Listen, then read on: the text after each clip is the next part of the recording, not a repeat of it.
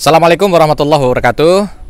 Alhamdulillah wassalatu wassalamu ala rasulillah. Sahabat yang dicintai Allah, betapa Al-Quds sekarang banyak sekali dilupakan oleh kita.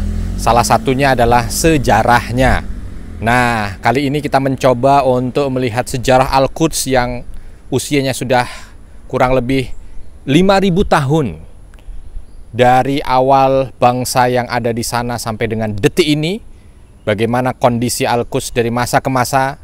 Simak uraiannya pada kesempatan kali ini, dan mudah-mudahan dengan kita mengenal Al-Quds makin membuat kita menjadi lebih cinta kepada Al-Quds. Bismillah. Al-Quds dalam sejarah. Sejarah Al-Quds sudah ada semenjak 5.000 tahun yang lalu. Maka dari itu, kota ini adalah kota salah satu yang tertua yang ada di dunia. Dan tentunya disebabkan karena banyaknya sejarah kota ini. Tercatat beberapa nama yang disematkan terhadap kota ini. Ur-Salim adalah nama yang diberikan oleh kaum Kan'an setelah mereka hijrah ke kota ini pada tahun 3000 sebelum Masehi, yang memiliki arti kota yang dipenuhi dengan kedamaian. Dan kemudian turunan dari kata ini adalah Ur-Shalimah, yang dalam bahasa Ibrani dibaca Yerusalem, yang artinya rumah yang suci. Dan telah disebutkan nama ini di dalam Taurat sebanyak 680 kali. Kemudian dikenal pada masa Yunani dengan nama Ilia, yang artinya adalah rumah Allah. Penduduk asli Al-Quds.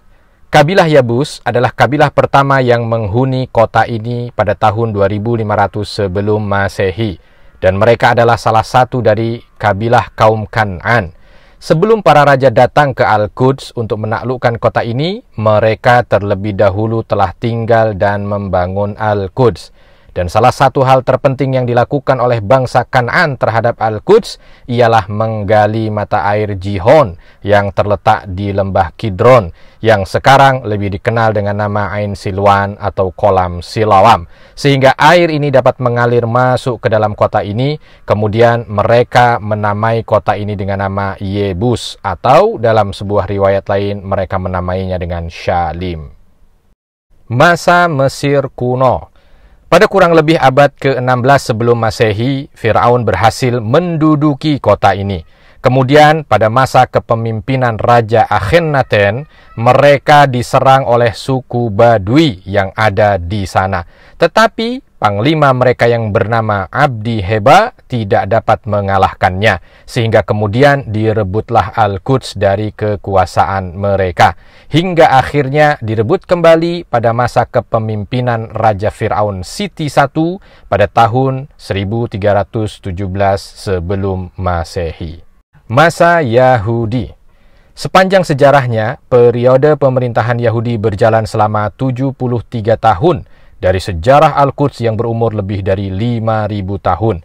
Diawali, Nabi Daud alaihissalam dapat menaklukkan kota ini pada tahun 977 sebelum Masehi. Lantas beliau menamainya menjadi Madinatu Daud. Setelahnya, beliau membangun sebuah istana dan benteng-benteng, sehingga berlanjutlah kekuasaannya hingga 40 tahun. Sepeninggal Nabi Daud alaihissalam, tampuk kekuasaan dilanjutkan oleh anaknya, yakni Nabi Sulaiman alaihissalam, yang masa kepemimpinannya berlangsung selama 33 tahun. Dan setelah kematian Nabi Sulaiman alaihissalam, kerajaan ini pun terpecah pada masa kepemimpinan anaknya yang bernama Rehabim. Lalu berubahlah nama kota ini menjadi Ur-Shalim. Kata ini diambil dari bahasa Arab Kan'an, Shalim atau Salimah, yang merujuk kepada nama seorang hakim dari suku Kan'an yang beriman kepada Nabi Ibrahim alaihissalam, yang mana namanya dituliskan di kitab Taurat. Dan yang tertulis juga di Sifrut Takwin atau kitab Kejadian Lama, serta Risalah ila Ibraniyin, surat kepada orang Ibrani di dalam kitab Injil. Masa kerajaan Babilonia. Raja Nebukadnezar II berhasil menduduki kota Al-Quds setelah mengalahkan raja Yahudi yang terakhir bernama Zedekia bin Yusha pada tahun 586 sebelum Masehi, dan kemudian memindahkan orang-orang Yahudi yang masih ada di Al-Quds menuju ke Babilonia. Masa Persia. Pada tahun 538 sebelum Masehi, Raja Persia, Koresh yang agung, memperbolehkan bagi orang-orang Yahudi yang ada di Babilonia untuk kembali ke Al-Quds dan membangun bait mereka. Pembangunan bait kedua ini diselesaikan pada tahun 516 sebelum Masehi. Ini yang dikenal dengan sejarah pembangunan bait Allah kedua. Periode Yunani. Pada tahun 333, Alexander yang Agung berhasil menduduki Palestina beserta Al-Quds yang berada di dalamnya. Dan setelah kematiannya, para penerusnya yang berasal dari bangsa Makedonia melanjutkan kekuasaannya. Kemudian raja yang bernama Ptolemeus menggabungkan Al-Quds dengan kerajaannya yang berada di Mesir pada tahun 323 sebelum Masehi. Setelah itu, pada tahun 198 sebelum Masehi, kota ini pun menjadi daerah yang tunduk di bawah kepemimpinan Kekaisaran Seleukia yang berada di Suriah pada masa itu. Penduduk Al-Quds betul-betul sangat terpengaruh dengan kemajuan Yunani kuno. Periode pemerintahan Romawi. Pada tahun 63 sebelum Masehi, Panglima Perang Romawi bernama Pompeius Agung berhasil menduduki Palestina, yang kemudian menggabungkannya dengan Kekaisaran Romawi. Dan pemerintahan Romawi yang berlangsung hingga tahun 636 Masehi menjadi saksi akan kejadian-kejadian besar yang terjadi di bumi Al-Quds. Di fase yang berlangsung sejak tahun 66 sampai dengan 70 Masehi, umat Yahudi melakukan pemberontakan dan huru-hara yang kemudian berhasil dikendalikan oleh raja bernama Titus dengan cara kekerasan.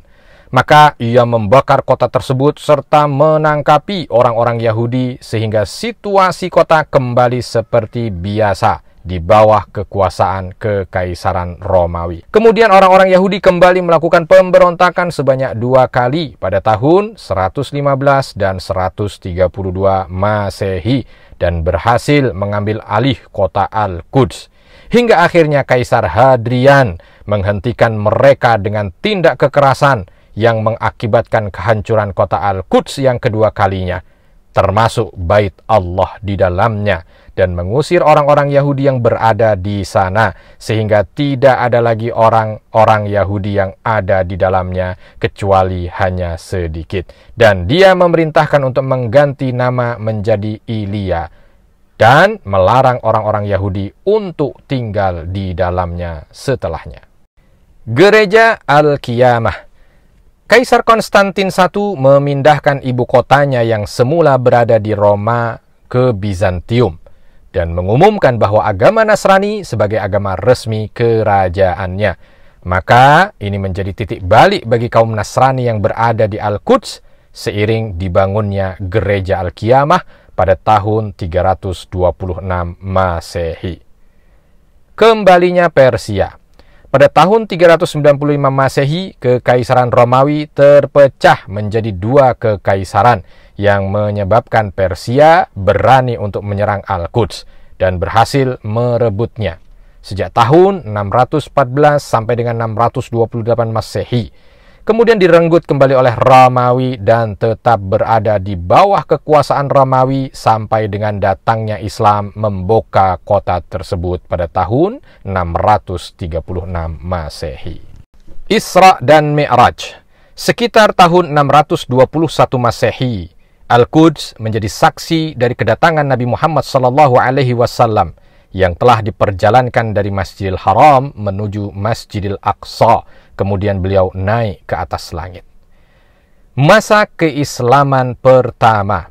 Khalifah Umar bin Khattab memasuki Al-Quds pada tahun 636 Masehi yang bertepatan pada tahun 15 Hijriyah. Setelah menangnya pasukan muslimin di bawah komando Abu Ubaidah ibn Jarrah. Selanjutnya, pemimpin orang Nasrani yang ada di dalam Al-Quds, Patrick Sophronius, memberi syarat agar Khalifah Umar sendiri yang harus menerima kunci dari kunci gerbang kota Al-Quds. Khalifah pun berangkat dari Madinah menuju ke Al-Quds untuk menerima kunci gerbang Baitul Maqdis. Setelah itu, sang Khalifah menandatangani Al-Uhdah Al-Umariyah atau kebijakan Umar, dan itu adalah dokumen perjanjian keamanan dan kebebasan dalam menganut dan menjalankan agama. Kemudian ia mengubah namanya yang awalnya adalah Ilya menjadi Al-Quds, dan di dalam perjanjian tersebut dilarang bagi orang Yahudi untuk tinggal di dalam Al-Quds. Dan sejak saat itu kota ini berada di pangkuan kaum muslimin. Pada tahun 661 sampai dengan 750 Masehi, dinasti Umayyah mulai fokus dengan pembangunan fasilitas Masjidil Aqsa dan mengurus kemakmurannya. Lalu selanjutnya dinasti Abbasiyah sejak tahun 750 sampai dengan 878 Masehi mengikuti jejak pendahulunya dalam memakmurkan Baitul Maqdis.